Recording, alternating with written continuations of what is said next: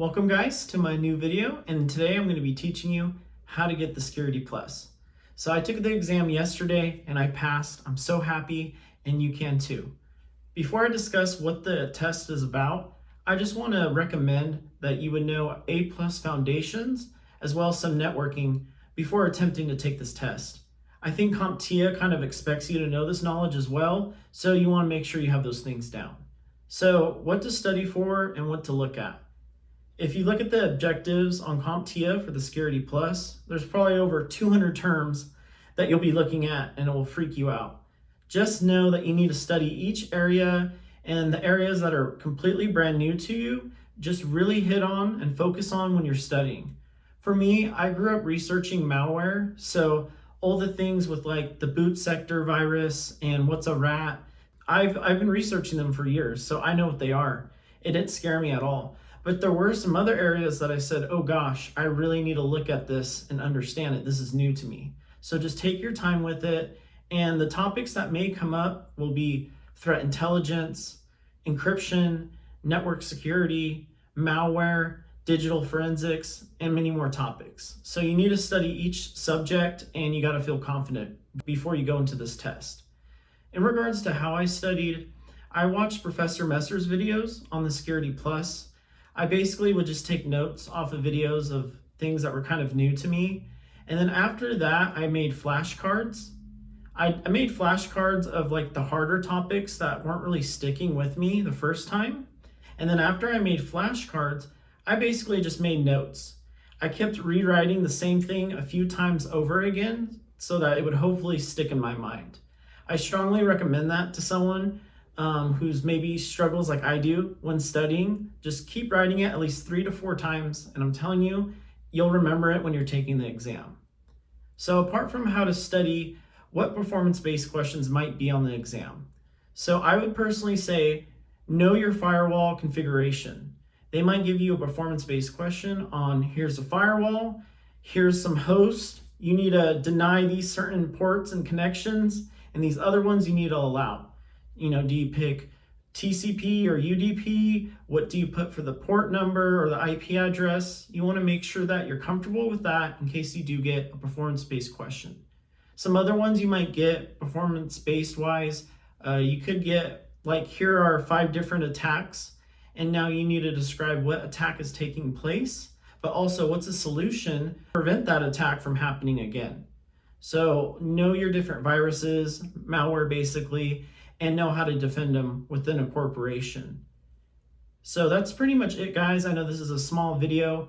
I have notes that I made myself that I'll have in the description for you guys to take a look at.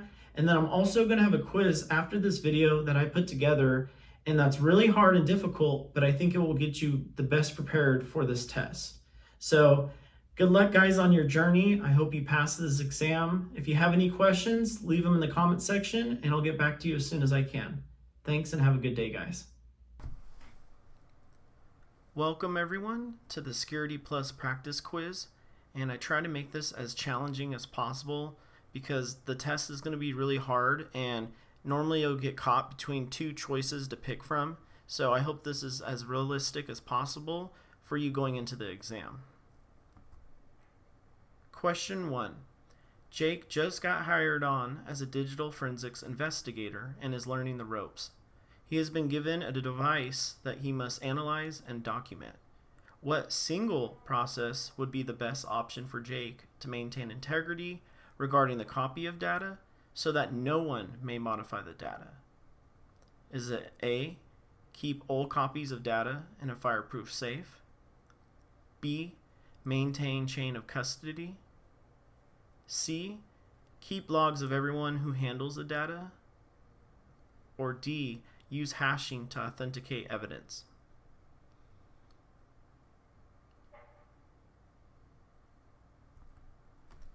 The answer is D, use hashing to authenticate evidence.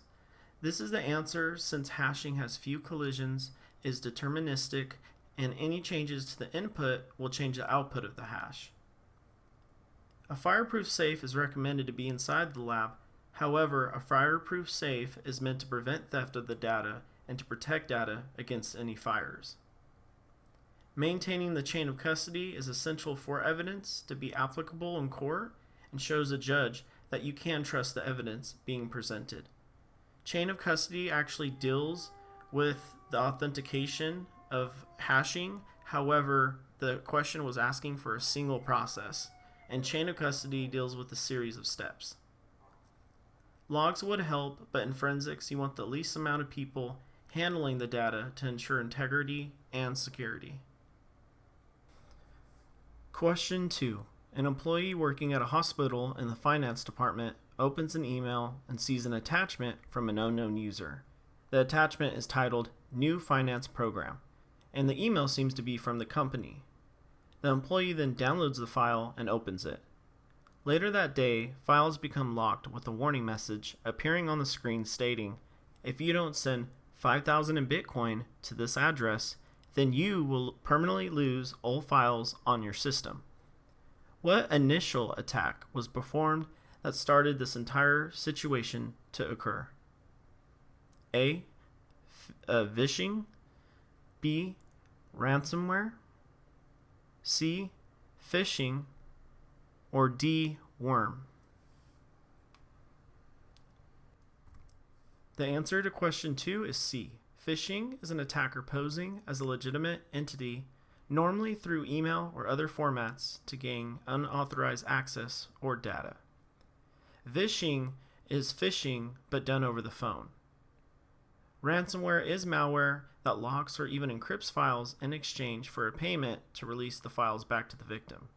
Ransomware is evident in the situation, but they are asking about the first initial attack made, not the final last attack performed. And a worm is a self-replicating virus that can spread through the network, emails, etc. Question 3. A new law firm opens up near a small dry field. 6 months later, the field suddenly catches on fire.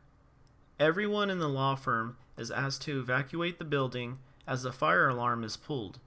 Due to fire alarm and safety practices, this is called all operations to be stopped. After an hour goes by, firefighters come to the scene and easily put the fire out. Everyone is then able to go back to work later that day to get operations running again. What plan was exercised through this event? A. Incident response. B. RTO. C. Disaster recovery plan. Or D. Business continuity.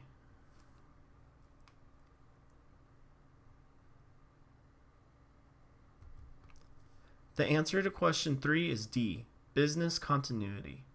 Business continuity is put into place when the entire operation of a company is stopped by disasters, a pandemic, or other factors.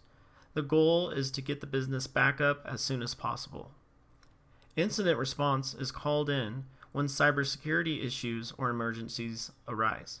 Example of this could be all the police department computer systems being infected with ransomware. Recovery time objective, RTO, deals with incidents but solely focuses on how much time it will take for the organization to be back up and running. So RTO deals solely with time. Disaster recovery plan does include fires, but business continuity comes first in a disaster recovery plan. Business continuity deals with the entire operation being back up and running, whereas DRP deals with data or systems needing to be back online.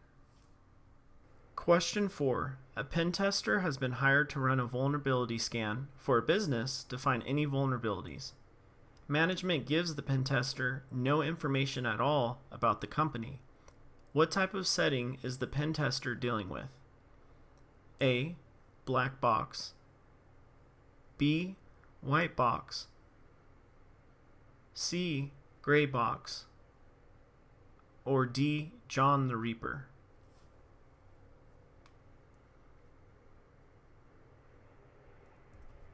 The answer to question 4 is A. Black box. A black box is when a pen tester is given no information about a company when contracted to find any vulnerabilities that they can. White box is the exact opposite, where the company gives the pen tester full details of the tested target. Gray box is in the middle, where the pen tester is given some information. And then John the Reaper is an open source password cracking tool. Question 5. A company has hired you as the head of security and tells you to implement 2 forms of multi-factor authentication for security measures. They want one form to be something you know and then something you are. What are the best picks for this situation? Pick 2 options. A. Keyfob. B. Smart key. C. Biometric fingerprint. D. Geolocation. Or E. PIN code.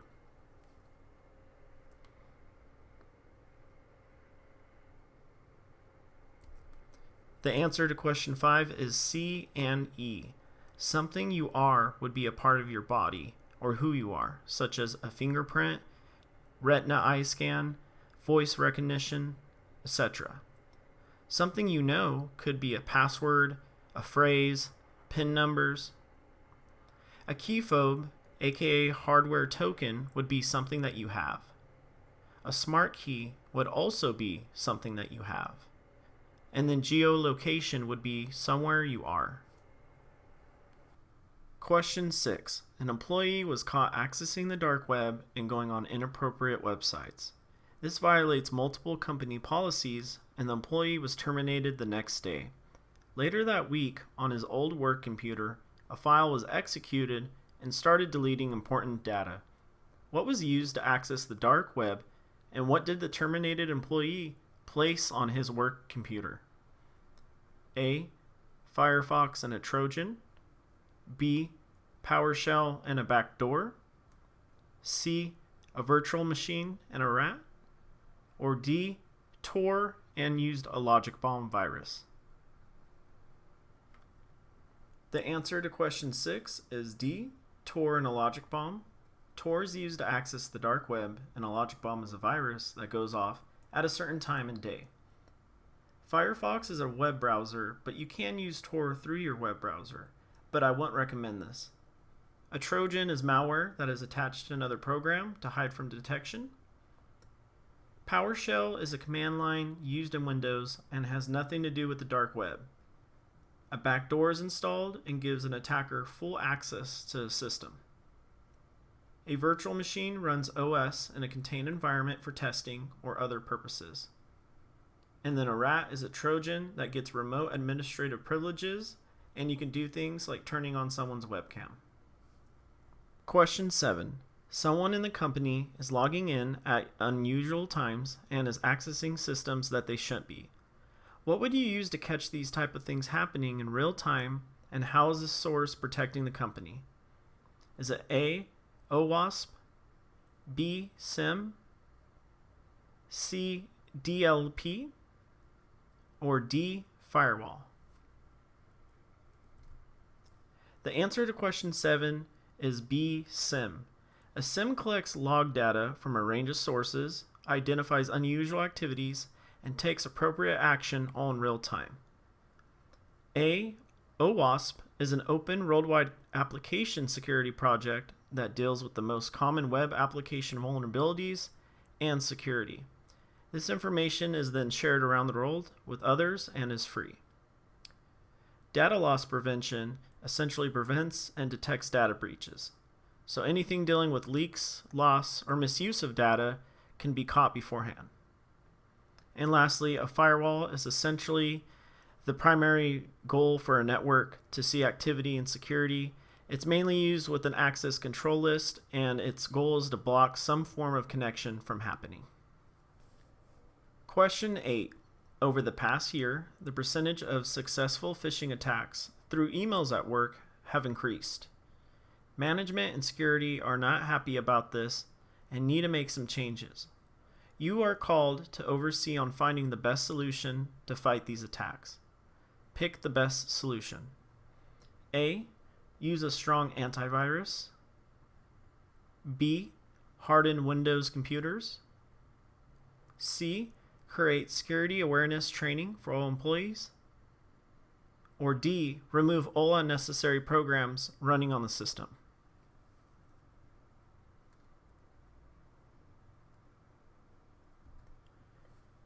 The answer to question 8 is C, create security awareness training for all employees. This is the best choice since best practices in the workplace that employees can use to fight attacks will help out the most. Using strong antivirus would be extremely helpful for stopping phishing and malware and any other forms from reaching your system. However, training tops everything else with security awareness. B, hardening computer systems. This would help with the environment like virtual machines and add more security to your OS, but this won't really help specifically with phishing. And then D, removing all unnecessary programs could be helpful in computer functionality and lessen the risk of attacks, but this doesn't fight against phishing scams. Question 9. You are working at your desk and logging into one of your accounts when you notice someone walk by. 10 minutes later, you get a text message saying someone else is attempting to log into your account. What has just happened? A, tailgating. B, shoulder surfing. C, man trap. Or D, a keylogger.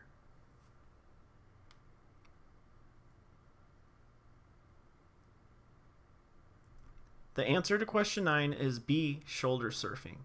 Shoulder surfing is when someone looks over another's shoulder to see information that they are typing in and to see what they are doing. Tailgating is when someone walks in a building and then someone else sneaks up behind them before the door closes. This allows them to get access in the building without permission. A man trap is a small room with an entry and exit door. This is put in place to prevent tailgating from happening and make sure that only the people that should be allowed do get access to the building. Lastly, a keylogger is a computer program that records all key inputs to steal account, credit card, and other types of personal information. So this will be the last question, question 10. New employees are reporting that after they connect to the Wi-Fi for the first time, they are being redirected to odd websites and don't know why. This gets investigated, and there seems to be another SSID with a similar name as the corporate Wi-Fi. What is occurring here? A, an evil twin. B, a rogue access point. C, DNS poisoning. Or D, a denial of service attack.